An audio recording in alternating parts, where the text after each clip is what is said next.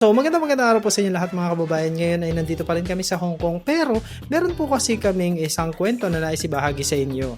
Pero dahil nga ibabahagi pa lamang namin sa inyo, gusto ko munang tanungin kung ano ang opinyon ng aking dalawang kasama tungkol sa kwento na ito. Ito po kasi ay kwento ng isang bata, ng isang baby na ibinenta ng kanyang magulang. So, ikaw ba? Tanungin kita, JR. Oh. Kaya mo bang ibenta ang iyong sariling anak? Ay, Diyos ko po. Parang napakalaking kasalanan nun ah.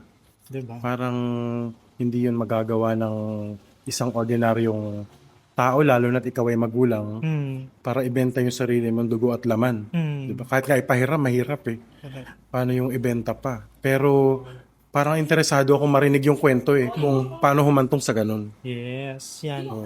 Napaka-interesting story kasi medyo mabigat yung dahilan kung bakit ibinenta yung bata. Ikaw, PJ, kung darating ka sa pagkakataon na sobrang hirap na talaga ng buhay at meron kang isang sanggol, kakayanin mo bang ibenta yung baby na yun para medyo gumaang yung kahirapan na nararanasan? Mahirap kasing sa sitwasyon na wala ka pa doon. Pero siguro sa sobrang hirap ng buhay mo, gagawin mo talaga yun. And then, babalikan mo naman siya after. Then, kung kaya, para sa akin kung halimbawa ibibenta ko yung anak ko, ibibenta ko siya ngayon dahil para masave ko din yung life niya na mas maganda buhay na hindi ko kayang ibigay. Pero babalikan ko siya in the future na maayos na yung buhay ko. Pero, dapat ba siyang ibenta or ipaampon lang? And, sorry pala. Okay.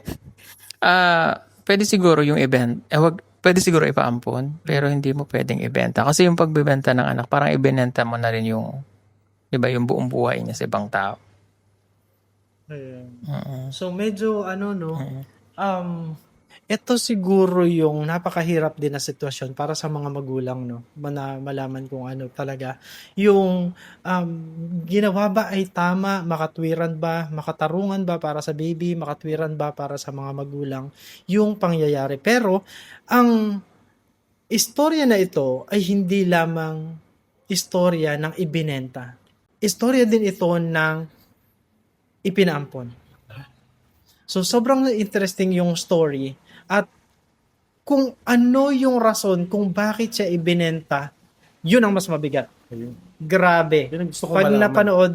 napanood po ninyo at malaman kung ano yung rason kung bakit ibinenta yung bata, hindi ko na lang alam kung ano yung magiging reaction ninyo. Pero once na mapanood po ninyo, pakilagay nyo po yung comment kung ano yung naramdaman ninyo at kung ano yung tingin nyo or yung opinion nyo tungkol doon sa nangyari. Narito po ang kwento. Sapat na dahilan ba ang kahirapan para ibenta mo ang sarili mong anak? 7 ang inyong anak. Nasaan na po yung 5?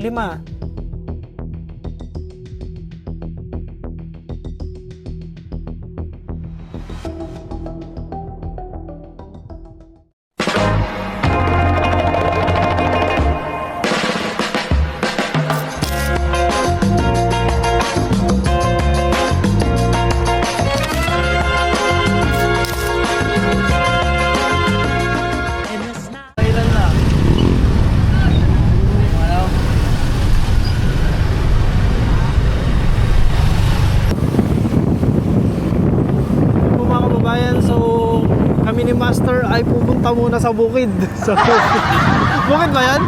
Ha? Nandito po kami ngayon sa Balayan. Medyo maulan po yung panahon ngayon. Iniwan namin yung sasakyan dun sa may Walter Mart kasi nga hindi kaya ng 4-wheel na makarating dun sa lugar. Motor lang yung kaya. Kaya eto kami ni Master. Kahit umuulan, pupuntahan natin.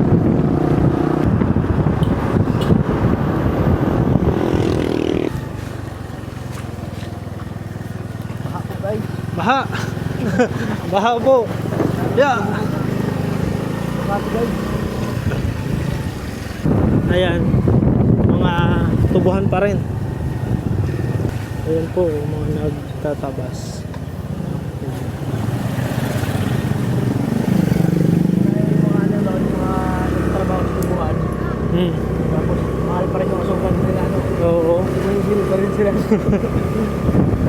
Samantalang sila yung trabaho ko.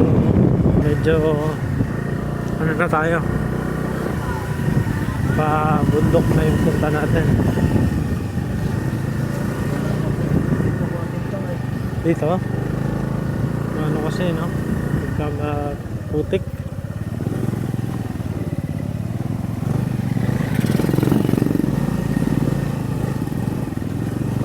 Ang putik na po yung daan, mabato na. Actually para siyang ilog yun, no? Ilog pa rin ba? Ilog, oo.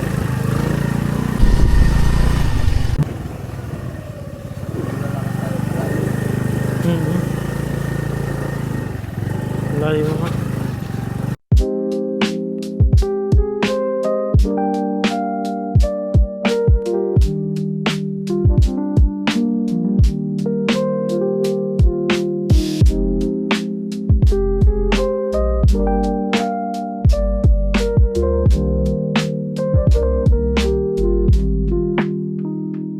So magandang araw po sa inyo lahat mga kababayan. Ngayong araw na ito ay nandito po tayo sa kabundukan ng Sampaga. Ito po ay parte pa rin ng Balayan, Batangas, pero ito ay nasa sa itaas na. Kung kaya mapapansin po ninyo sa likuran ko, ang dami-dami ng mga puno at natatanaw ko mula dito yung ilog. May malaking ilog po na nandiyan sa likuran ko. Dito naman po sa harapan ko ay ilang mga bahay na dikit-dikit. Sa pagdating namin sa lugar nila ay nagulat ako nung makita ko yung bahay kung saan nakatira si Kuya Lolok at ang kanyang dalawang anak. Sa tahanan na ito na wala pang 6 square meters, dito sa bahay na ito nabubuhay ang tatlong mag-ama. At kung mapapansin, ang bubong nila ay gawa din sa mga sako, trapal, at mga hiyero na sira-sira na din naman. At hindi lamang yun, dahil sa bahay na ito, dalawa silang magkahati. Ibig sabihin, yung kalahati lamang yung sa kanila. Itong batang ito ay si Jenna May. Ilang taon na si Jenna May? Ha? 6 na taon. At si Kuya, anong pangalan ni Kuya? Jiwad. Ha? Jiwad. Jeward? Jiwad. Jiwad? Gerald. Gerald. Si Kuya Gerald. Ilang taon na si Kuya Gerald? 8 po. Ayan. At ito si, yung kanilang tatay po, si Kuya Lolok. So, nag-aaral na ba si Jenna May? Tumigil po sa pag-aaral si Jenna May. Pero ito pong si Gerald, bakit hindi po siya nag-aaral? Kukuha ko ba resto niyan? Keso. Ah, Sa kanya, kaya ko po. Kaya lang.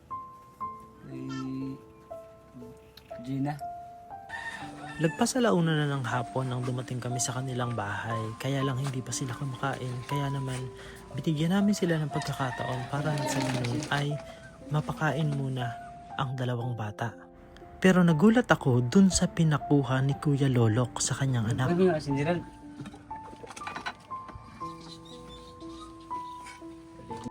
Dahil ang kinuha ni Jenna May, isang supot na asin.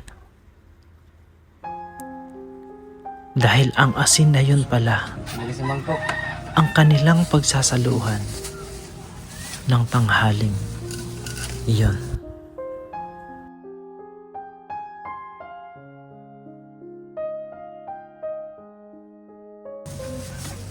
Lagyan mo din ito.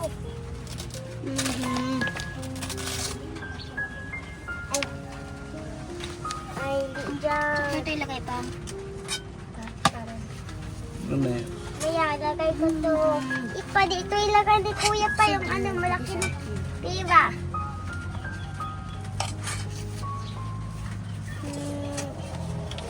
Kaya na kayo. Hindi sumabay sa kanilang pagkain ang kanilang ama na si Kuya Lolok.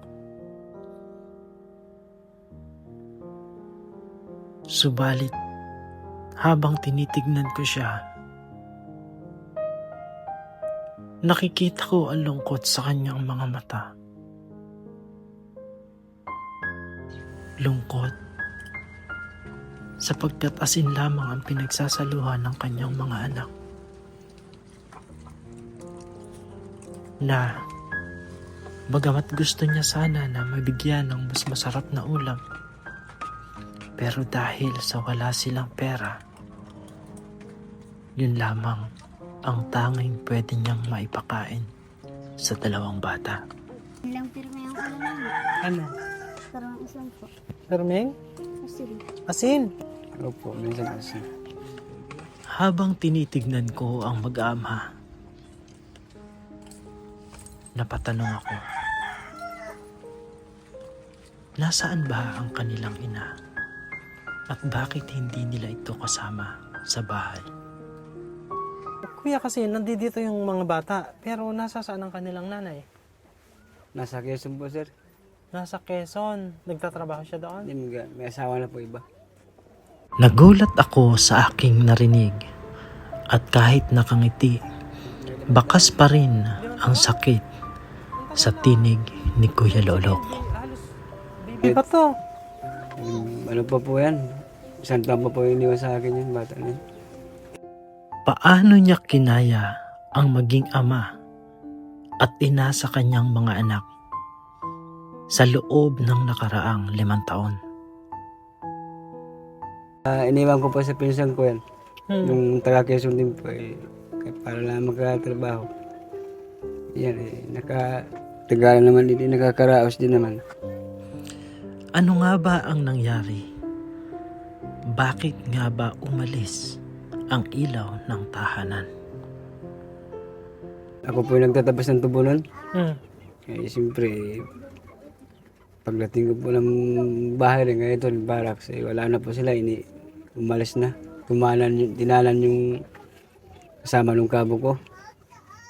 Nagtanan silang dalawa. Katrabaho mo pa? Hmm. Yung kabo ko po. Yung kabo niya yung ano? Pinakamataas sa kanila, no? Hmm. So, nagtanan kasama yung... Oh my God. Sino po ang kasama nila? Sa narinig ko na sagot ni Kuya Lolok, inakala ko na merong ibang dalang mga anak ang nanay sa kanyang pag-alis. Pero, mas nagulat ako sa sumunod niyang sinabi.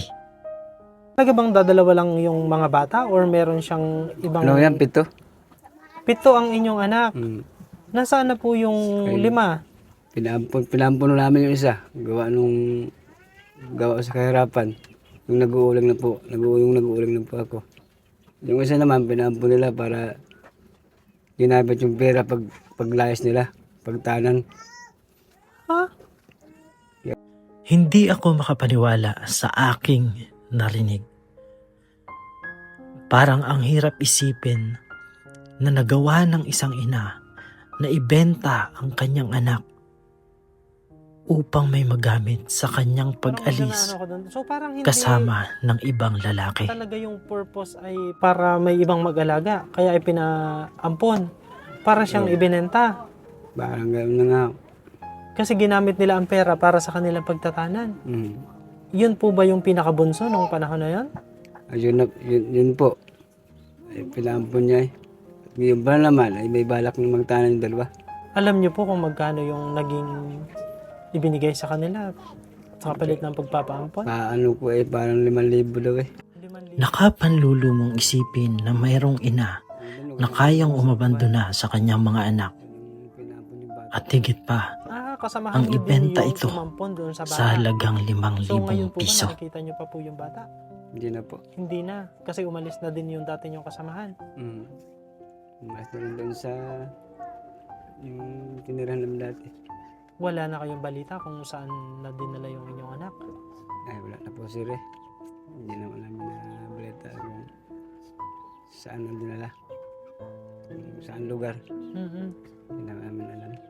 Pero nabanggit mo din kanina, Kuya Lolok, na kumbaga bukod doon sa batang yun, meron pa din kayong ipinaampon dahil sobrang hirap ng buhay. Opo, so yung ipinaampon na yun, may kapalit din bang... Wala po, walang ano kapalit yun? po yun. So talagang... Nag-ampon po ng doktor. So kumbaga, ang dahilan ng pagpapaampon mo noon, ninyo noon, ay para talaga magkaroon siya ng mas magandang kinabukasan. Hindi kagaya nung pangalawang pagpapaampon na parang para sa kanilang pag-alis, no? ginamit po yung pera. Oo. Ay walang pera, ginamit po nila pagdano.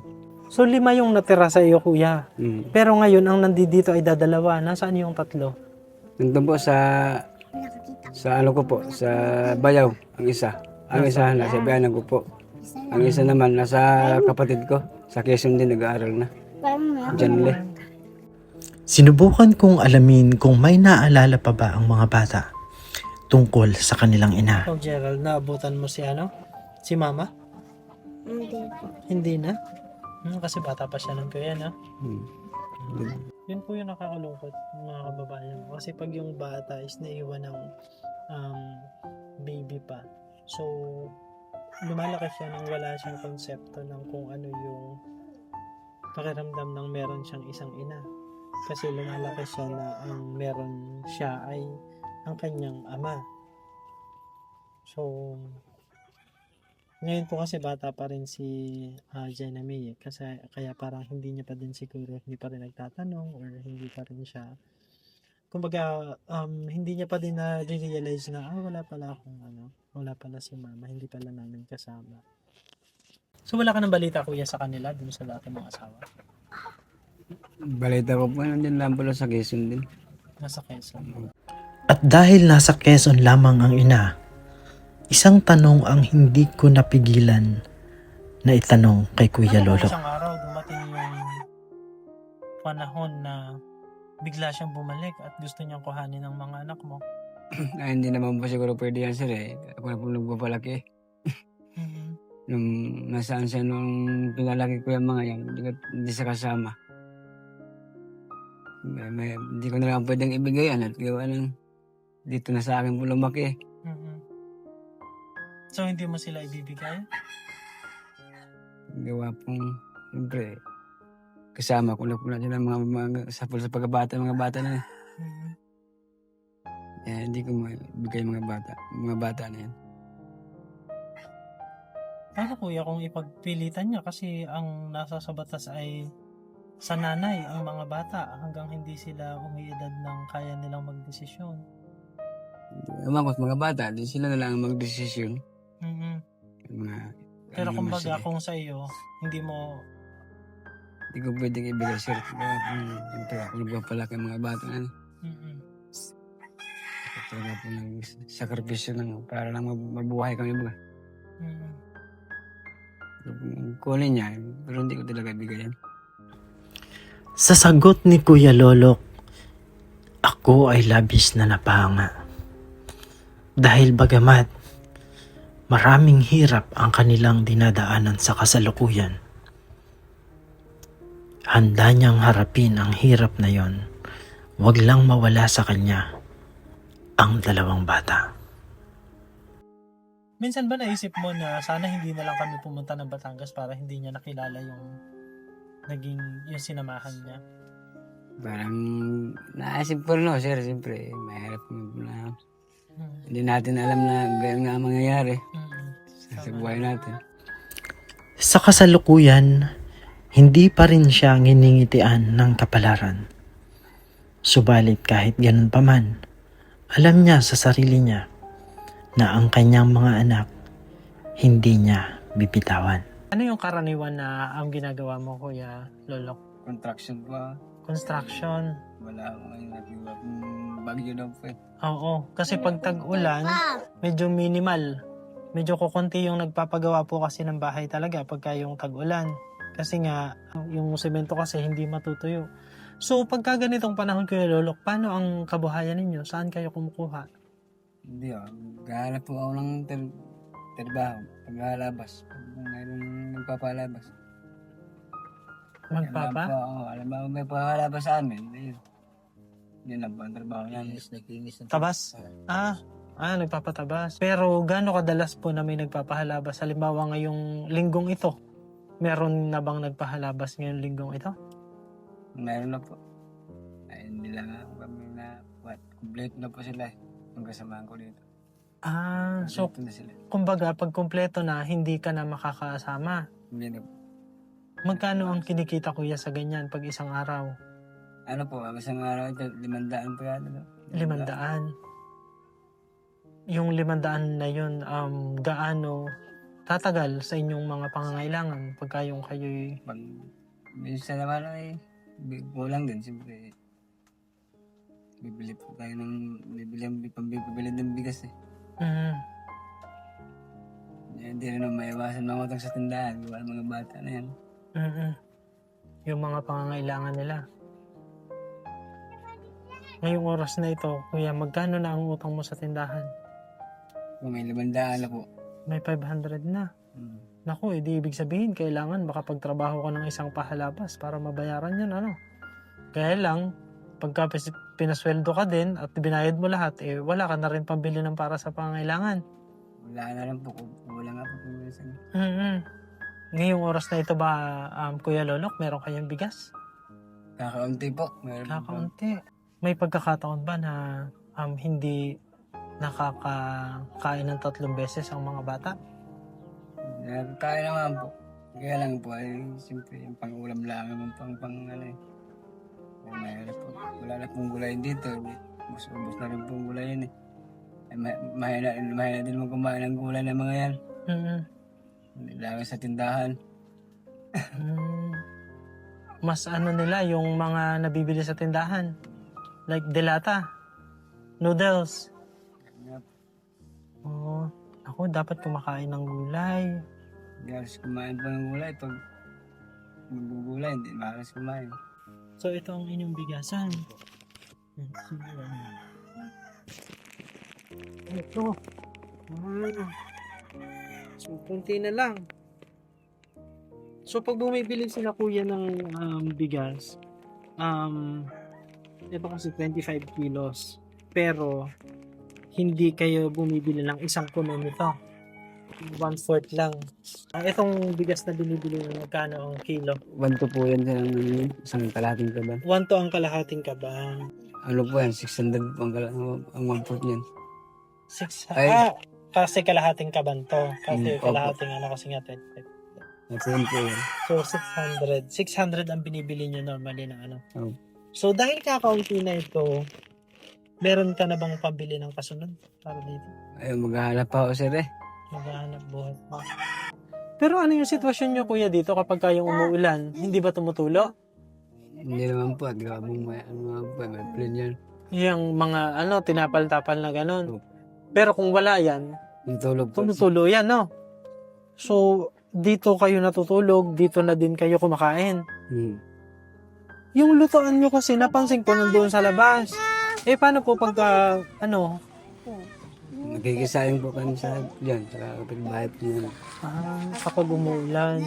Kaya hindi mo ba inisip minsan na, magkaroon ng katuwang sa buhay? Parang hindi pa yata ako siguro sir. At gawa po sa mga bata eh. Yan muna akong unahin ko muna. Baka ba mag-asawa. Mahirap nilang mag-asawa. Dala na. Wala na po mag-asawa. Sa sagot ni Kuya Lolok, ramdam ko na sariwa pa rin ang sugat sa kabila ng 5 taon na lumipas. Gusto ko nga sana kapag-aaral ng mga bata na yan. Gusto kang pag-aralin ni Papa. Ikaw, kung pag-aaralin ka, mag-aaral ka bang mabuti? Yung mga kaibigan mo ba, mga kalaro, nag-aaral sila? Opo. Minsan po, nag-uulang din kami. Naghahanap po kami ng kahoy dyan sa tabing ilog. Oo. Yung anod po. Yung anod lang. Kasi bawal magputol, no? Bawal nga ako ngayon. Dito po kasi sa area na to, ang parang kung mag-uuling ka, yun lang yung pwede mong yung mga anod dun sa ilog. So, konti lang din. Considering na ang halaga lang din ng uling ay magkano? Magkano ang benta nyo kuya sa uling? Pag nakakaisang sako kayo? Minsan po, kuha sa amin, 280. 280 ang isang sako. Na gaano katagal bago makagawa ng isang sako? Pag marami-rami po, 20 yan. Mga 1 linggo siguro. 1 linggo. 1 Mm. linggo. Tapos ibebenta po ng 280 pesos. Ilang araw na pinagpapaguran yun? Ano pa ho kami nun? 3. Yung 3 pa. kapitbahay ko dyan. Paghahati-hatian nyo pa po yung pagbebentahan. So, ganun yung sitwasyon nila dito. Nasa 500 na daw. Tapos wala pa silang pang sunod na ano, na pambili ng bigas. Tapos ngayon, yung punta namin dito, wala talaga silang ulam. As in, kanin lang. Yun yung pagsasaluhan nila. Bibigyan natin si kuya ng ano, kahit pa paano kumbaga makatulong ng konti. Hindi naman ano, pero yung kahit mabayaran man lang niya yung utang nila dun sa tindahan, tapos makabili ng bigas, tapos makabili ng konting ulam, no? So, ibigay natin ito kay kuya. Okay. Kuya, tanggapin mo ito. Yan ay konti lang, Salamat pero po ito, sir. kahit pa paano makatulong. Yung gusto niyo maibigay doon sa mga anak niya, yung makapag-aral po sana sila.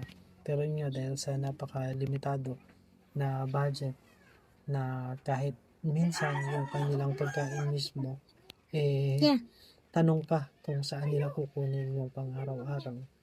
So, kumbaga na isasantabi at yung kanilang pag-aaral. Pero yun po, titingnan natin kung paano natin matutulungan to si Gerald para magkaroon siya ng birth certificate. At para na sa ganun, sa susunod na pasukan, siya naman ay makapasok na. Ano gusto mong maging paglaki mo? Ano gusto Sandalo mo? po. Sundalo? Bakit gusto mong maging sundalo? Ha? Sundalo ang gusto niya. Ito si Jenna May. Ano ang gusto mong maging paglaki mo? Babae. Babae. Babae ka naman eh. Babae ka naman eh. Gusto mo bang maging teacher? Gusto mong maging nurse? Ano ang gusto mong maging? Ha? Ano siguro? Police? Ano? Ano ang gusto? Ha? Ma'am. Ma'am, teacher.